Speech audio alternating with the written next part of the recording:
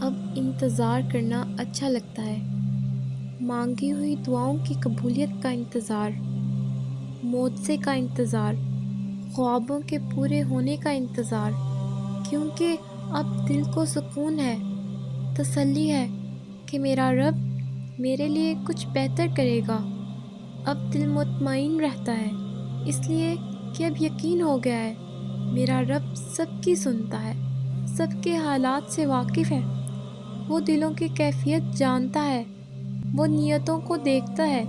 اب میں بیٹھ جاتی ہوں اللہ کے سامنے ہاتھوں کو اٹھا کر، اب اس رب سے آس لگائی ہے جو کبھی خالی ہاتھ واپس نہیں لوٹاتا، جو سب کی جولیاں بھر دیتا ہے۔ مانگے بغیر دینے والا رب مانگنے پر کیسے نہیں دے گا؟ وہ تو بادشاہ ہے، اس کا قانون دنیا کے بادشاہوں کے قانون جیسا تھوڑی ہے۔ وہ تو کریم ہے، وہ دے کر خوش ہوتا ہے۔ اب میرا رب مجھے مایوسی اور ناامیدی کی دلدل میں پھنسنے سے بچا لیتا ہے، الحمدللہ۔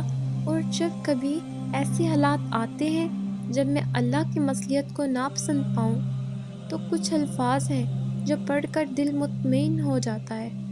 اب میرا رب قرآن مجید میں ارشاد فرماتا ہے، قُلْ يَا عِبَادِيَ الَّذِينَ أَسْرَفُوا عَلَىٰ أَنفُسِهِمْ لَا تَقْنَطُوا مِن رَحْمَتِ اللَّهِ إِنَّ اللَّهَ يَغْفِرُ الذُّنُوبَ جَمِيعًا إِنَّهُ هُوَ الْغَفُورُ الرَّحِيمُ۔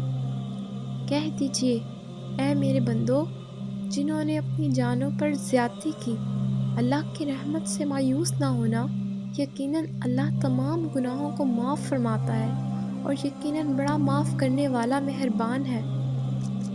اللہ تعالیٰ نے جسے رضا کا جام دینا ہوتا ہے، اسے صبر کا روزہ رکھواتا ہے، پھر انسان خواہ جبر سے رکھے یا اپنی مرضی سے۔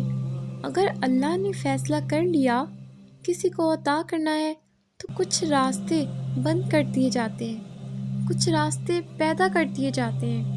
سمجھ لیجئے ساری کائنات اس کار خیر میں مشغول کروا دی جاتی ہے۔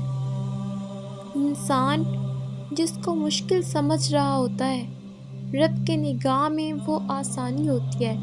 انسان جس کو سزا سمجھتا ہے، وہ عطا ہوتی ہے۔ کوئی دیر تھی ہی نہیں، جو دیر تھی وہ تو سراسر خیر تھی۔ کائنات محبت میں سب خیر ہے، سب عطا یہاں دیر نہیں خیر ہے۔ یہاں مشکل نہیں آسانی ہے، یہاں آزمائش نہیں پاک کے لیے پاک ہونے اور اس کے لیے قرب کا بہانہ ہے۔ یہاں ذرہ ذرہ نہیں، یہاں ذرہ کائنات ہے۔ اگر کائنات کے نظام میں کوئی نقص دکھائی نہیں دیتا تو پھر اپنی زندگیوں میں نقص کیسے دیکھ لیتے ہیں آپ؟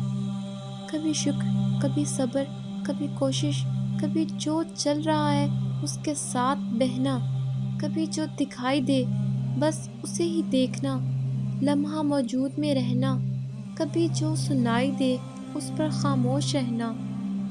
حوصلہ رکھیں، اللہ بہترین پلانر ہے، اور بہترین بندہ وہ ہے جو اللہ کو اس کا پلان مکمل کرنے دے۔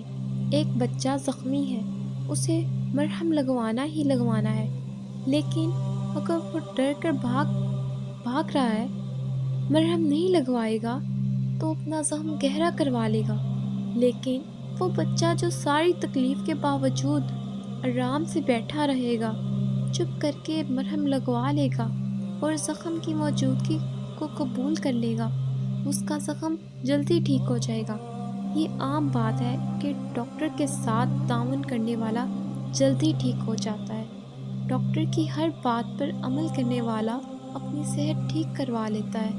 جو بھی حالات چل رہے ہیں ان میں کوشش جاری رکھیں، لیکن ہمت نہ ہاریں۔